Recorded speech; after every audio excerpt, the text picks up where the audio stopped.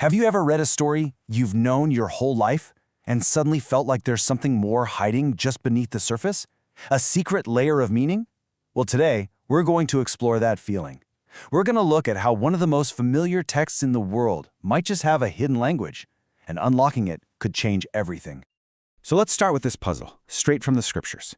You will be ever hearing but never understanding. I mean, what a strange and powerful idea, right? It's like being surrounded by sound, by words, by information, but never really getting it. It's a riddle that's been around for thousands of years. So what's really going on here? How can you hear something over and over and over again, but the meaning just doesn't sink in?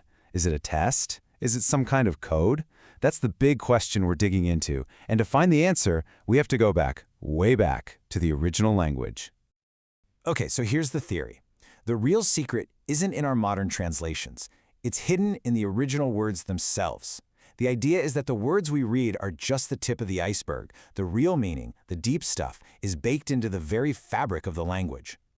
And this is the key to the whole thing. It's not about just swapping one word for another. It's about realizing that every single word in ancient Hebrew and Greek is like a little capsule. It carries a core idea, a symbol, that gives it a much deeper spiritual weight. Let's look at a quick example to see how this works. Take the Hebrew letter and root word lamed. Now that's not just a sound. The whole concept of teaching and learning is built right into it. So anytime you see this, it's not just a letter. It's a little reminder of a bigger theme, a signal pointing towards knowledge and instruction. All right, so now that we have this key, this idea of looking at the root meaning, let's use it on one of the biggest themes you see in the Bible: war. We all know the stories of these huge, epic battles, but what if the real fight, the real battlefield, isn't actually out there somewhere? So, in the Greek of the New Testament, the word you see for war is polemos. You see it everywhere, talking about all kinds of conflicts and struggles. It definitely means war. But the real question is, what kind of war are we really talking about? And this is where everything starts to shift. If these incredible stories of war aren't just about ancient history, if they're not just about armies clashing on a field somewhere, then where is this polemos actually happening? The answer, according to this interpretation, is a massive pivot from the outside world to the inside. The battle isn't about nations fighting with swords and shields. It's a powerful metaphor for the war that goes on inside each of us, that constant internal struggle to find truth and understanding. Now hang on, because this is where it gets really cool. Let's bring in another Greek word, polis. It means city.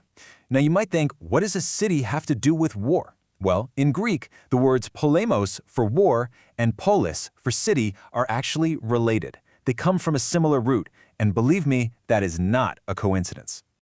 And boom, there it is, the big reveal. The real war, the polemos, is happening inside the polis, the city, and that city is you. Your mind, your consciousness, your entire being. The battlefield isn't in some distant land, it's right here, inside you. So, okay.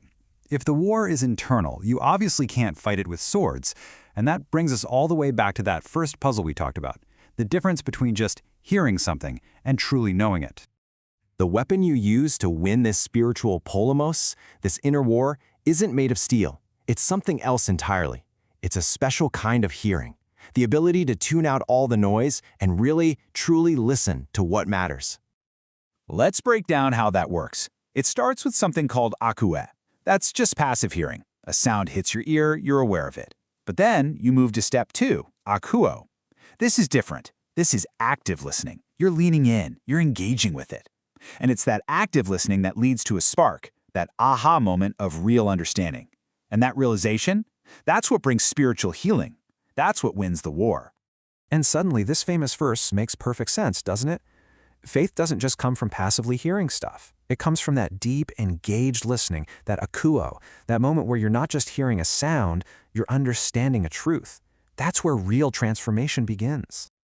Okay, so let's put all the pieces together now. We've got this inner battle, this polemos. We have a secret weapon, which is deep listening, akouo. But what's the point of it all? What do you get for winning this war inside yourself? And this is the most beautiful part of the whole idea. Winning this war isn't about destroying something. It's about building something. When you win the battle for truth through that deep, spiritual hearing, you don't conquer a city. Your own soul becomes one. You become a sanctuary, a holy place. So let's just run through that one more time. The battlefield, the Polemos, it's inside of you. Your weapon is that deep, intentional listening, akuo. The victory isn't control, it's enlightenment. And the prize, the reward, is becoming a sanctuary, your own New Jerusalem. Which brings us right back to where we started, but now with a completely new way of looking at it. See, this isn't just about unlocking ancient texts, it's about unlocking ourselves. So I'll leave you with this question. In your own life, right now, what are the things you're constantly hearing, but maybe not yet truly understanding?